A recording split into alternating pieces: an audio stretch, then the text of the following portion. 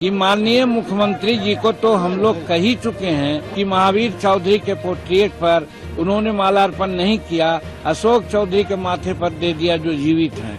हम नीतीश कुमार से यही जानना चाहा, आप कम से कम 15-18 वर्ष में और 15 वर्ष पहले आपके बड़े भाई ने। नमस्कार, मैं खुशी और आप देख रहे हैं नवराज्य टाइम्स। आइए नजर डालते हैं आज की बड़ी खबर पर। इस वक्त बिहार के सियासी गलियारे से बड़ी खबर सामने आ रही है, जहां बिहार के पूर्व सीएम जीतन राम मांझी ने मुख्यमंत्री नीतीश कुमार को लेकर बड़ा बयान दिया है।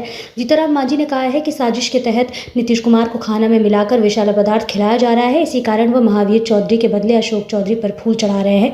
नीतीश जी से जिस तरह से बोल रहे हैं उससे लगता है कि उनके खाने में जहरीला पदार्थ मिलाकर उनके खिलाफ साजिश की जा रही है। जीतन राम मांझी ने कहा कि दरअसल किसी को जल्दी सीएम बनने के लिए नीतीश कुमार के साथ साजिश की जा रही है और उनके खाने में विषैला पदार्थ मिलाया जा रहा है।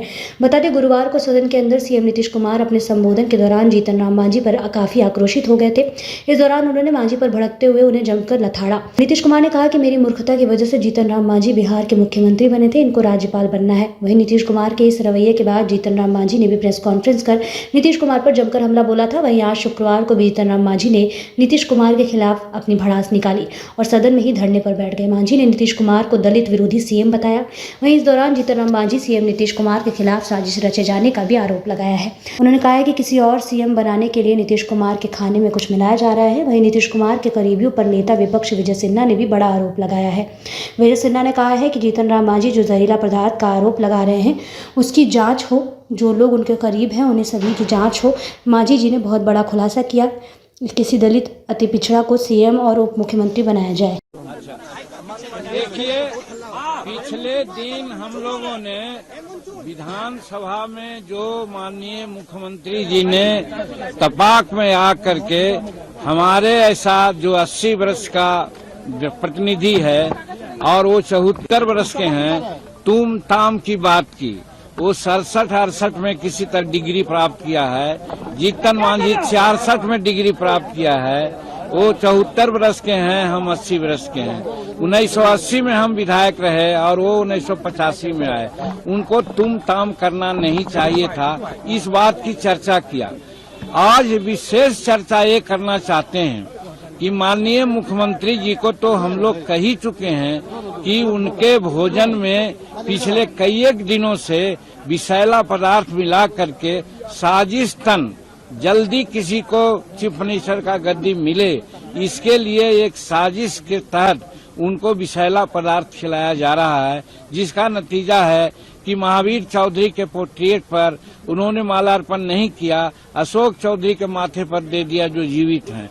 उसी प्रकार से महिलाओं के बारे में क्या क्या न कहा, आज हिंदुस्तान नहीं संसार वाकिफ हो चुका है। और फिर कल जो हमारे साथ तुम ताम की बात की, भाषा की, हम कहा था कि संस्कार उनका लगता है कि गिर गया है जो ऐसा बोलते हैं। आज एक नई बात कहना चाहते हैं आपसे।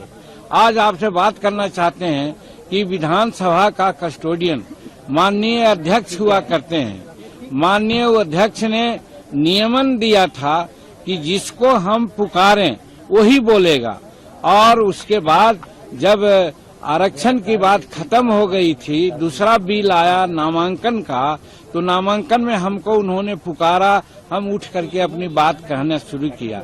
इसी समय नीतीश कुमार आगे आ गए, टपक गए। माननीय अध्यक्ष जी को चाहिए था नीतीश कुमार जी को रोकना। नीतीश कुमार मुख्यमंत्री के साथ साथ सदन के नेता हैं। जब नियमन जो अध्यक्ष का होता है वो नहीं पालन करेंगे तो अन्य सदस्यों से क्या अपेक्षा वो रखते हैं।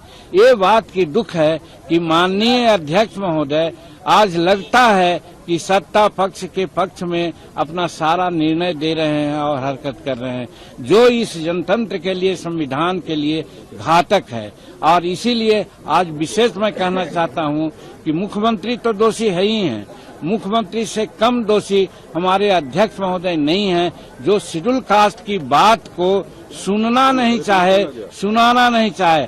हम क्या कह रहे थे, वो लोग कहना चाहते हैं कि आरक्षण का बिल का हम लोग विरोध करते हैं। कतई नहीं, हमारे एनडीए के साथी लोग बढ़ चढ़ करके ये कहा कि हम समर्थन नहीं बल्कि सर्वसम्मति से इसको पारित किया जाए, और बाद में उन्होंने घोषणा की। तो जहां तक आरक्षण का सवाल था उस पर कोई टीका टिप्पणी नहीं थी। हम सिर्फ यही कह रहे थे आरक्षण का क्वांटम आप बढ़ा दीजिए, लेकिन डॉक्टर अंबेडकर साहब ने कहा था जब संविधान में आरक्षण की बात आई थी तो कि 10 वर्षों के बाद उसकी समीक्षा हो।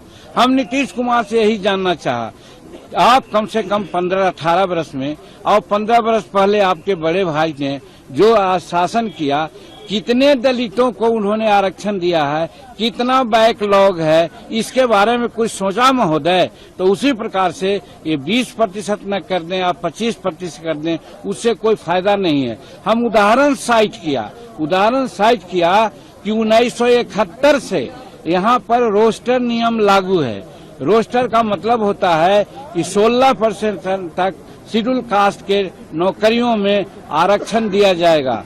आज जानते हैं दुख कहते हुए हो रहा है। हम तो समझते हैं कि सत्ता पक्ष के लोगों को शर्म आनी चाहिए कि आज 73-74 वर्ष संविधान लागू हुए हो गया और जो रोस्टर लागू की बात आती है तो उधर 71 में हुआ तो कहने का मतलब है कि 29 वर्ष उधर हुआ और 23 वर्ष इधर हुआ, तो कम से कम 40-50 वर्षों का अवधि में कितना प्रतिनिधित्व है?